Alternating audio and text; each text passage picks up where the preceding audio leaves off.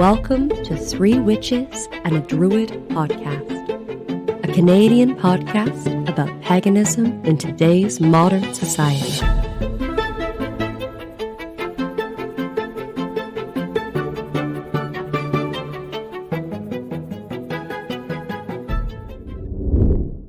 Chaliach bricoro, chaliach hen bricoro, chaliach lich bricoro, chaliach vero bricoro.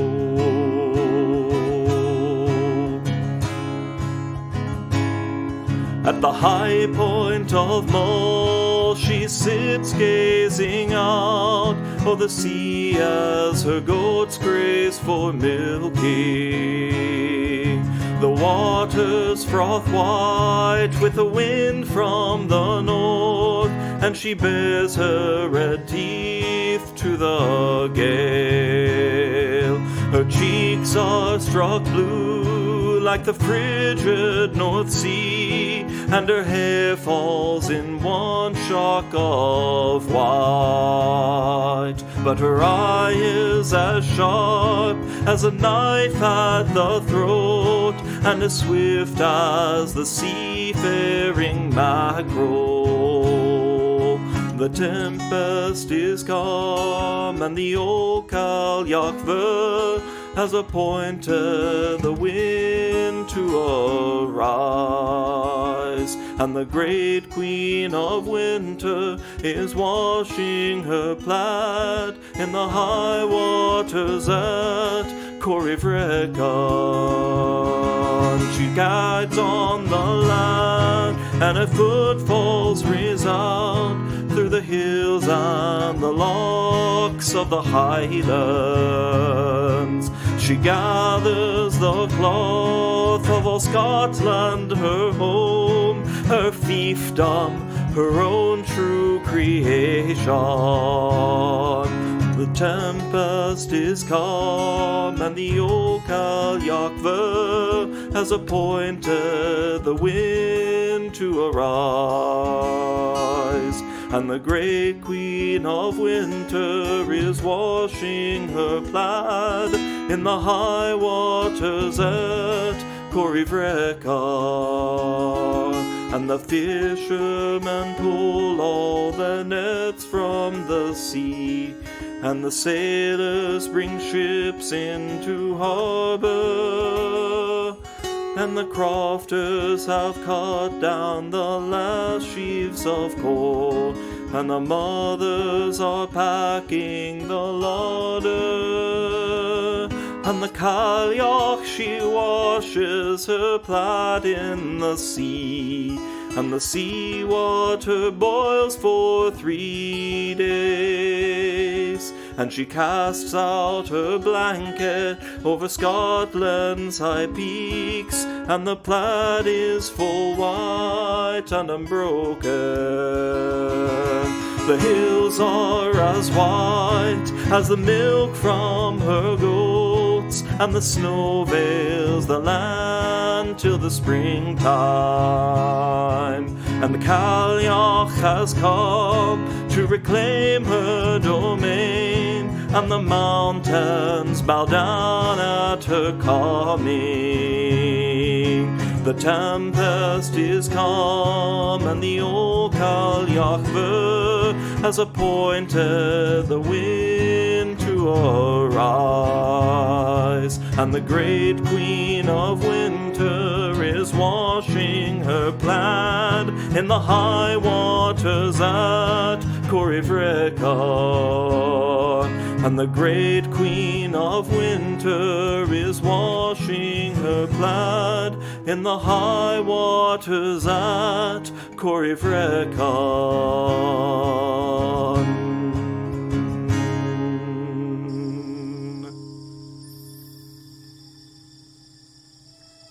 Hello, everybody. And yes, I'm back.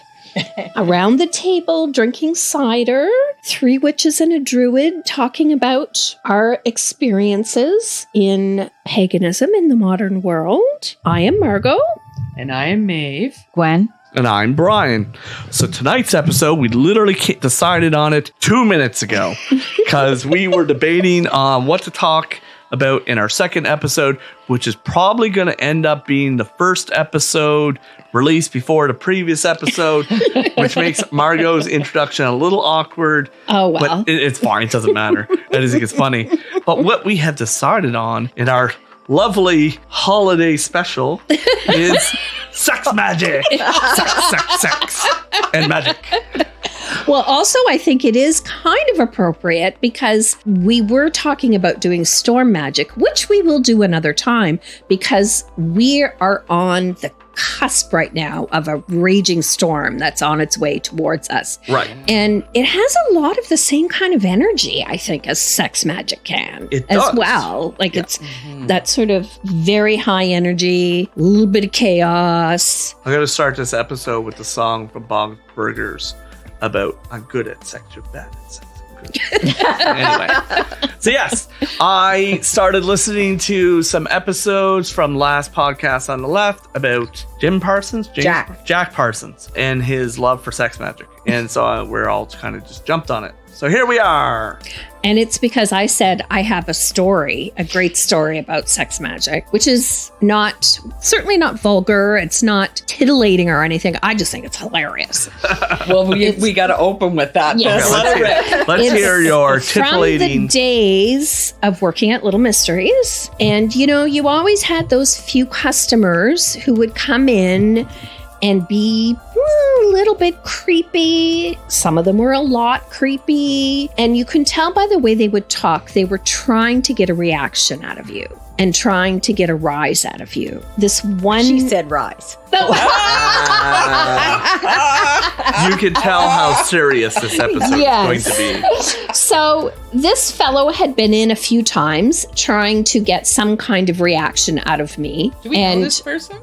I don't think so. I don't think it's somebody that it became We're not involved. Gonna drop names. Yeah, no. Yeah, we wouldn't drop names. And anyways, at one point, after, many attempts, he just kind of came out and said, I'm very intuitive. I'm very psychic. I could really feel things. And I just get the feeling that you are very involved and very intrigued and would be an amazing partner in sex magic and procreation and what could come from that. And I just deadpanned looked him in the face, and it's like, basically, nothing, Jon Snow. Like, as far as wanting to fill my womb with the fruits of whatever, it's like, I am the last person on this planet who wants a baby. I'm sorry.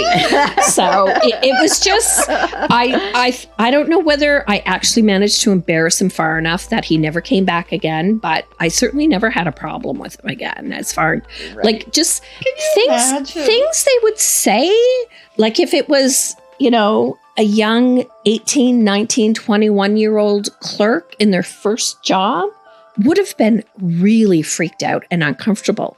But where it's a pagan store and exploring different spiritualities and different ways of thinking, they thought it was okay to talk like that. Yeah.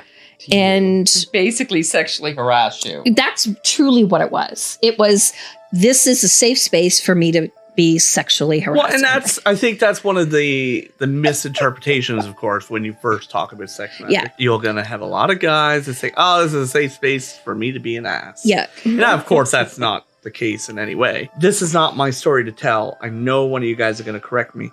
Wasn't there an individual who first joined our community with the intent of sex magic, never had the sex, and then years later had sort of like, yeah, I kind of joined here thinking to be a lot more sex, but the community's pretty good, so I stuck around. Yes. Basically, yes. Yes. Yes. Like I have another story, so another statement about that.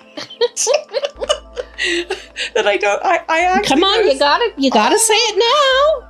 a person that I, knew and whatnot, who just came around because they were friends and they were helping out with some things and some work weekends and whatnot. And they weren't even really pagan. And someone said to him, you're not even really pagan, but you're here around with us all the time. He says, yeah, I get to have a lot of sex. Everyone was grown-ups and they weren't preying. Well, and that's the thing, as long as it's consensual. It was all absolutely consensual. He was a great guy and lots of women had sex. And you know who I'm talking about. This person wasn't the mountain that was climbed on a regular basis. No, someone else. No, that's quite it was someone else. There was. Mm-hmm. Yeah. Not the mountain. I won't lie. Like I kind of fell into paganism because I had a crush on somebody I probably should not have had a crush on. And, I went down the path thinking maybe I'll impress her this way, and I was like, oh, actually, I kind of enjoy this now. So we're still not actually talking about sex. We're just literally talking about pagans having sex. No, sex magic is, a very, very powerful form of magic. Yes. There's no doubt about that. And the other thing that a lot of people don't even think about is that you can do sex magic all by yourself as well. You don't have to necessarily have a partner to do sex magic because you can use masturbation as a form of energy. So for those of you who think, oh, I don't have a partner, I don't have anyone to do that with, you can do that by yourself as well. It can be done.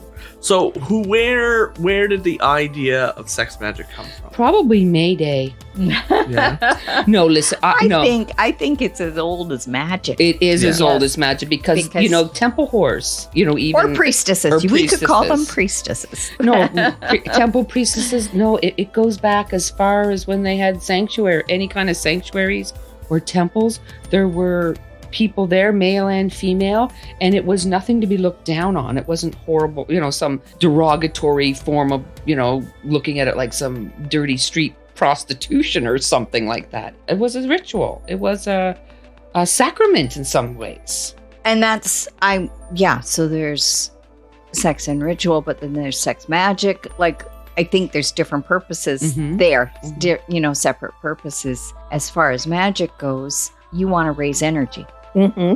And there's, if you're doing it right, there's a lot of energy. Here's a question.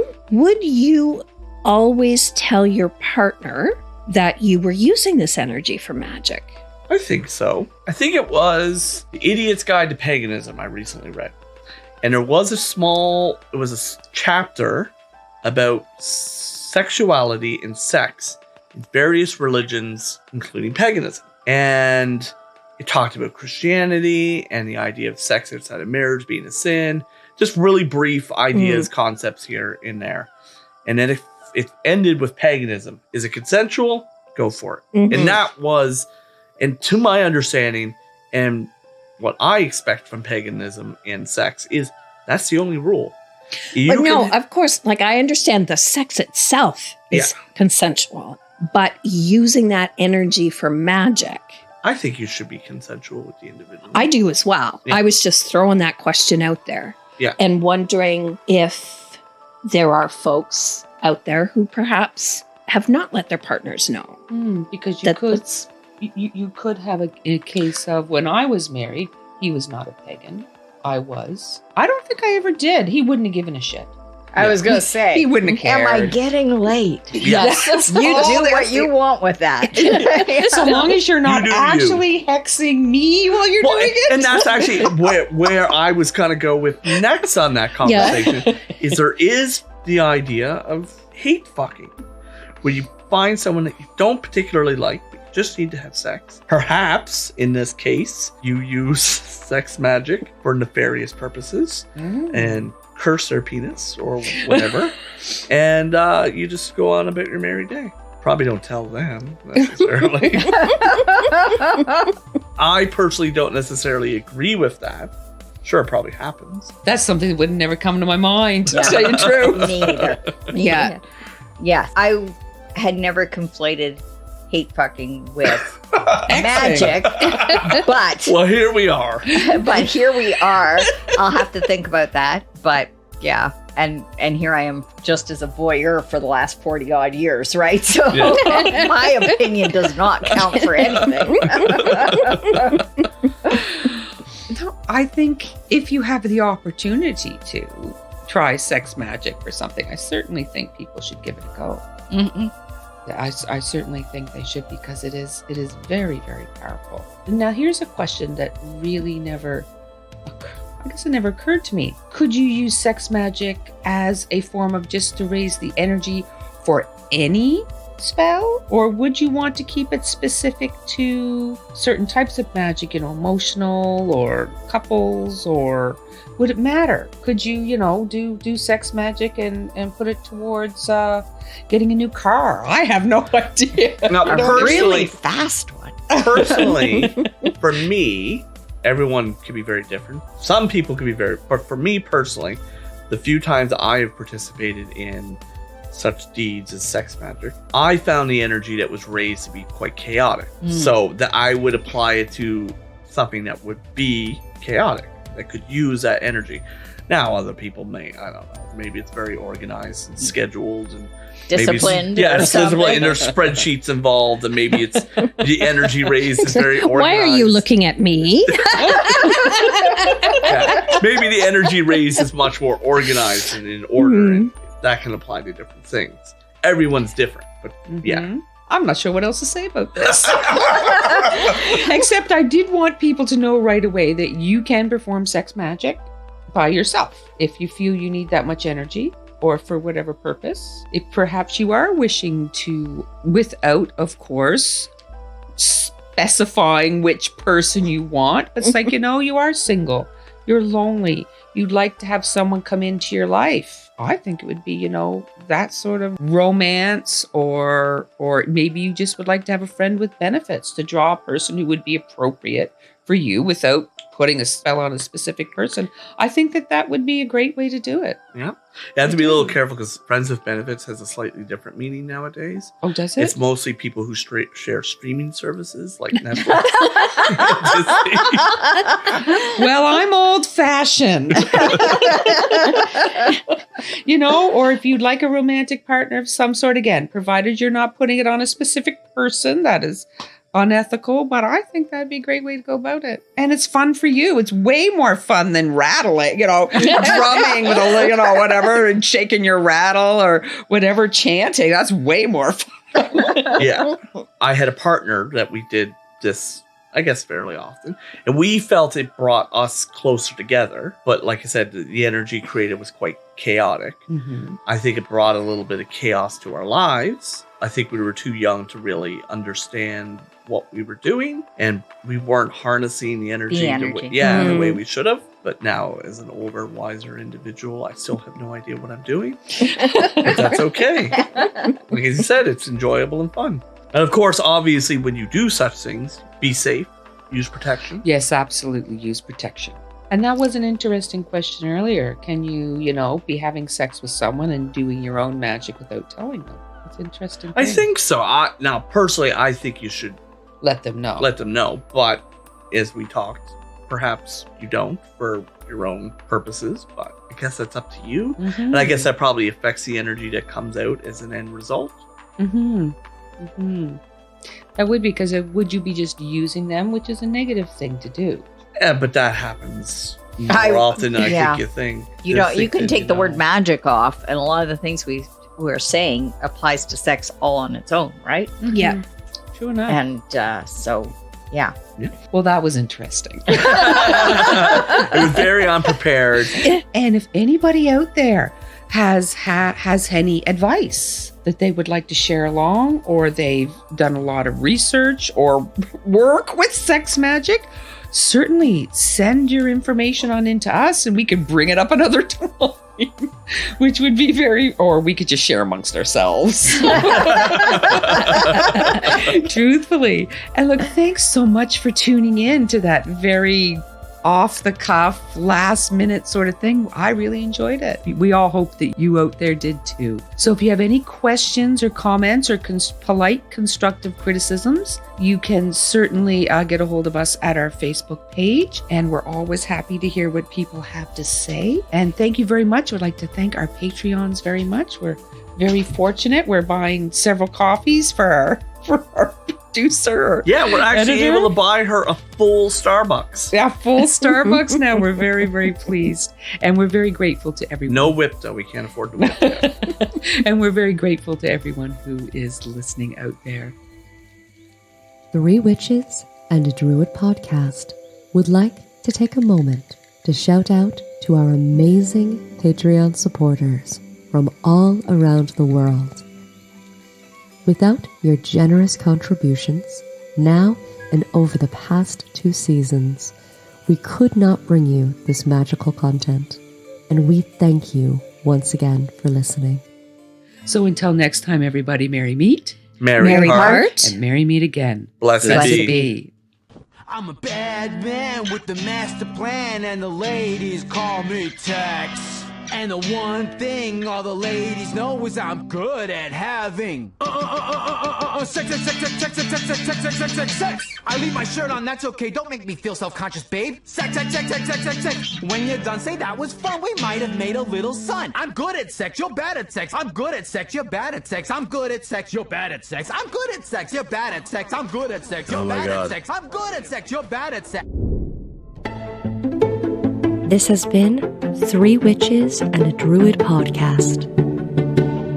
Thanks for listening.